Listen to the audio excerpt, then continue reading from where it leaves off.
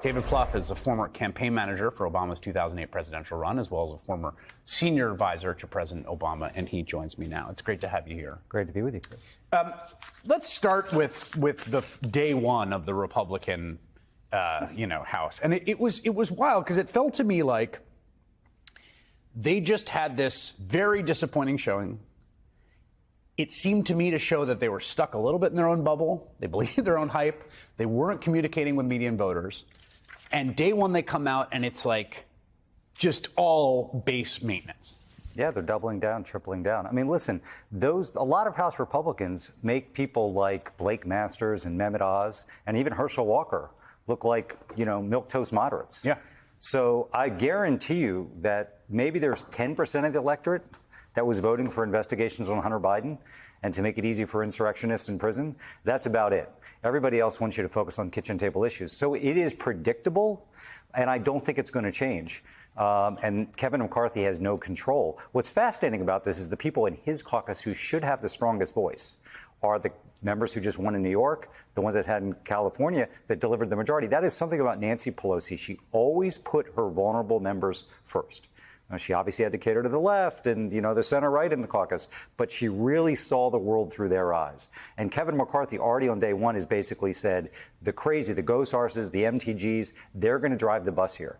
And it is so far away from what the American people just screamed very loudly last week they wanted the country and their leaders to focus on. It's funny you said that because it's very true, right? And this would often be very frustrating to progressives in the caucus. This focus on the moderates, and they're the kind of weather vane that guides the caucus. But there are exceptions to that, and the biggest one, of course, is the ACA. And to me, I say this to people all the time about politics, which is that, yes, donors are massively important, and yes, politics are massively important. But it does matter at the end of the day what politicians believe in. Yeah. They really do things purely for, ideological reasons or accomplishment. Nancy Pelosi pushed through the ACA against all other rational considerations. She knew it was going to decimate the caucus. She did it because she believed the Democrats should deliver health care reform. Yeah, well, I was in the Oval Office with President Obama the night of the Massachusetts election when Scott Brown won and lost our 60 Senates. And remember, by the way, working in the West Wing is about as far from the West Wing show as you can get. But that night, he basically said, listen, if we give up now, it'll be 25 or 30 years before we get health care. And you pointed out there was opposition to that decision in the White House. A lot of Senate Democrats, some in the House. The person that was most steadfast along with President Obama was Nancy Pelosi. And it was remarkable. And I think at the end of the day, she realized even though we're in a financial crisis, even though it's clear Democrats were going to have a really horrible election, we just had 2 in a row. So even in a neutral environment, you're going to give a lot back. She saw this was the opportunity, really once in a generation. Yeah. It had been 100 years. And she deserves enormous credit for that because there was such opposition to that. It was, yes, the itsy bitsy bill. A lot of people want no bill at all. And she put that on her back. Yeah, she did. And the accounts of that, and I saw that up close. I'll never forget talking to a member that day after the morning after the Brown election. Progressive member was like, it's done. We're not dead. It's done. Yeah. We're dead. It's dead.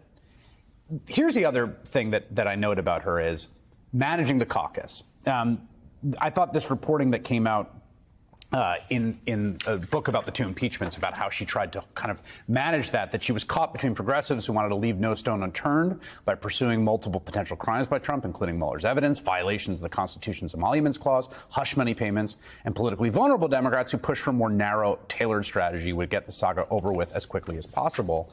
She also, according to the reporting, sort of held back this cry for impeachment early on, even though I thought it was substantively justified almost from the jump. That's the thing that if Kevin McCarthy has any political wits, he's going to have to try to do, I think. But what do you think about their relative abilities to do that? He's not going to be able to do it. It's always fascinating. So Nancy Pelosi, obviously, from one of the most Democratic districts in the country in San Francisco, she's always had a thumb on the heartbeat of, Ohio and swing areas in North Carolina and Virginia. So listen, I was on Capitol Hill, worked for Democratic leader Gephardt at the time during Clinton's impeachment. I can tell you how tricky that is.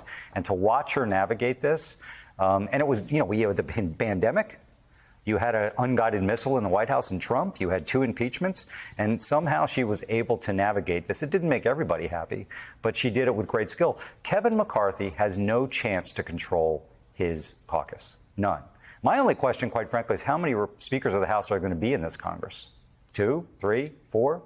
It's possible. I think that's a great point, and I don't even think it's guaranteed he'll be the speaker. The final question, I think, is when when Clinton ran in '96, everyone thought Clinton was dead in '94, and Newt Gingrich becomes an incredible foil in '96 in that re-election, which he trounces Bob Dole.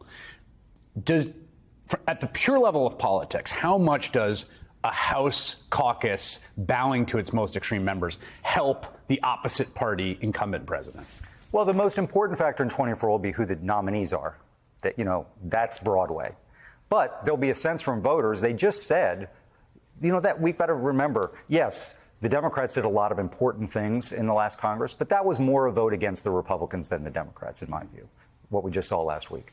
And so they said, we don't want the craziest of the crazy. Right. So all they're going to see is, well, the Republicans are crazy, and if we give them a Republican president, they'll be crazier.